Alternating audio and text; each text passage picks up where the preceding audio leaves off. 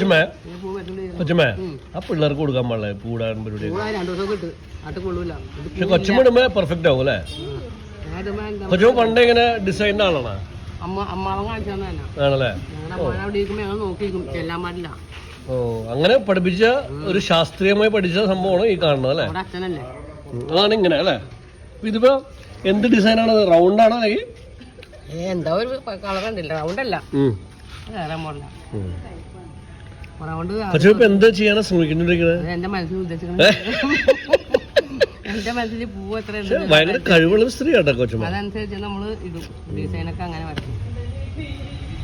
അപ്പൊ റൗണ്ട് ആണ് ഉദ്ദേശിച്ചത് പക്ഷെ അത് മാറിപ്പോയി ഇത് ഇങ്ങനെ ഒരു പൂവ് ഇത് കുനിയില് കണ്ടാ